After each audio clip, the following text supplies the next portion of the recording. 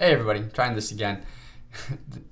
This is Brian. Hope you're doing well today. It's 8th of October already, which is amazing. We're almost to the very end of 2019, the end of our current decade, which is kind of mind-blowing when you think of the things that we wanted to accomplish in this decade. Anyway, just wanted to get back to you. It's been a while since I've done a live stream. I was out of the office for a little part of last week. Got to go to DC with my son. We attended a wedding of a friend of mine. So congratulations to Liza and AJ. Amazing wedding, amazing people, really. So, but anyway, I wanted to get into something. I had a conversation on the plane on the way home talking about trading, and the question came up: how much do you read and research about the markets? And I thought that was an interesting question because it comes back to the thought that we can somehow predict what's going to happen. I know we hear these talking heads on MSNBC and CNN and every other network out there that pontificate about what's going to happen in the market and what they think is going to happen when this news event comes out and has news that's a certain way and blah blah blah.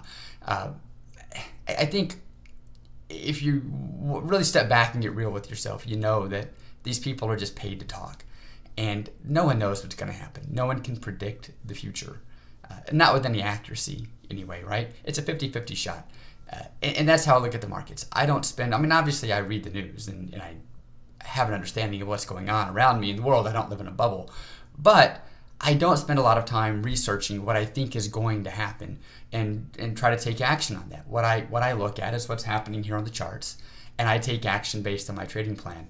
And I started doing that years ago because what I found was when I would spend my time looking at the news that's coming up and then trying to formulate an idea of what I think is going to happen, or when the news comes out, whatever that report might say, I would form a bias as to whether I felt like the market should go up or market should go down, right? We've got a jobs report coming out, let's say, and I'm just throwing numbers out there. This is all just totally random. But let's say we were expected to, have put in or created another 200,000 jobs, and the report comes out and only 150,000 were actually created, and we have a big disparity between what the forecast and what the actual was.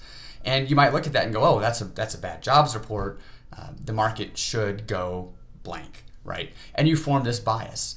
And when you form that bias, you start looking for trades that are going to meet up with what your expectation is. So you automatically put these blinders on and this filter on into the marketplace, and you look for things that you think are going to happen. You try to basically form fit a trade that meets with what your expectation is from that event. And that creates a lot of stress because the markets are often very irrational, especially if you step back and you think about it for a minute and you get real about what's happening. It's not really as irrational as it takes time for that news event to really have an effect on the marketplace. So long story short, I stopped researching that and I stopped worrying about what was going to happen and or what I thought might happen and what I thought that impact would be. And when you can let that go and just look at the charts and look at your trading plan and trade without a bias, you have a much better opportunity to be successful over the long term. Let's pop over to a chart, just have a quick look. Where are my charts? Let's go here. Like today, for example. Today's a good example. Here we are on the S&P eminis 4-hour chart. We've got the same lines that I've had on my chart for support and resistance, same lines that have been here for weeks now. And we're kind of in no man's land. And the temptation would be to say, well, it looks like we're in a downward trend. We're 5 minutes into the new market session. Let's just go ahead and sell, with the trend. Or, you might say, well, yesterday, no, I'm sorry, not yesterday. Prior to, this was last Thursday, we had kind of a high, so maybe we've got this resistance point over here. We could trade off of that. And you can make all kinds of reasons for why you might want to enter a trade. and trade based on whatever bias that you're creating in the marketplace right now. Or you can just say, hey, I'm in between key levels, and I'm not going to take any action until we get to one of these key levels. Just be patient. And when you come to one of those key levels, make a decision around what your trading plan says you should do with it, and then do it. And if you simply utilize that method and don't worry about what you think is going to happen or what could happen or what might happen, you'll be a much calmer and a much better trader. And that's really the message I want to get out there to you is don't worry. If I spend 8 hours a day reading news and researching all the things that could possibly happen, I'll create some sort of a bias, and I won't be able to take an appropriate action when a trade comes to one of these areas over here that I'm looking at on my chart. It's that old adage of if all you have in your toolbox is a hammer, everything becomes a nail, right? If you form a bias that the economy sucks and it's always just gonna, from here on out, it's just gonna drop, you're gonna form a bias that every trade is a sell trade, and all you're going to see are sellable opportunities. You're not going to see the points where that trade may not work out in your favor. Not that every trade's ever going to work in your favor, by the way, but if you can just be calm and wait for price to come to key levels and trade off of those key levels without bias, you're going to be a much calmer, much better trader, and that's going to serve you. I feel like it's going to serve you much better in the long run, because again, when you form these biases around what's going to happen around with news or with these events that are coming up, your head kind of gets twisted because things are going to happen that in your mind shouldn't happen. The news, the jobs report came out and it was negative. The market should go down, but it goes up instead. And then you try to find all these reasons for why maybe it did that. And the next time it comes out, it does exactly the opposite. Keynesian theory says markets can be irrational for longer than you can be solvent. And I buy into that. I truly believe that. So why try to worry about what's rational and what you think is going to happen? And just trade off of your trading plan, trade your levels, and be happy with that.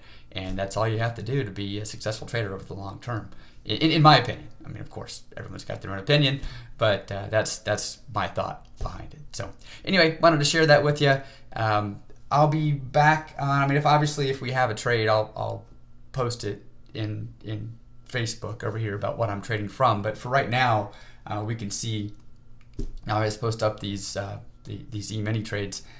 We're out in no man's land right now, in between two key levels, so I don't really have anything to post for you at this point. But when price comes, either down to or up to one of these levels that I'm looking at, then obviously around that I will post what I'm thinking and what trade I'm taking at that point. All right, so anyway, that's it for now. I'll be back in later this week with some additional training. I'm going to get into forex trading a little bit coming up as well this week. I have not talked at all about forex, and I feel like that's one that we need to start touching on as well. I think we've kind of beat this. I think over the last few months that I've been posting things out here, I think I've pretty well proven that with a very basic strategy you can be successful if you stick to the strategy and have a good plan for your entry, trade management, and ultimate exit. Right? We've talked about that ad nauseum. I've shown you example after example after example after example live that proves that it works.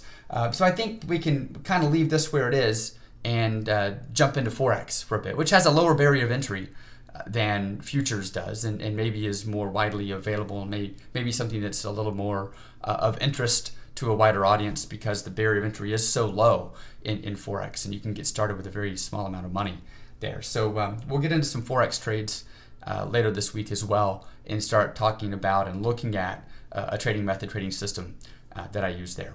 All right, so anyway, that's it for now. Thanks for joining me. Again, back to the wedding stuff from DC. Congratulations to Liza and AJ. We'll talk to you guys soon. All right, bye.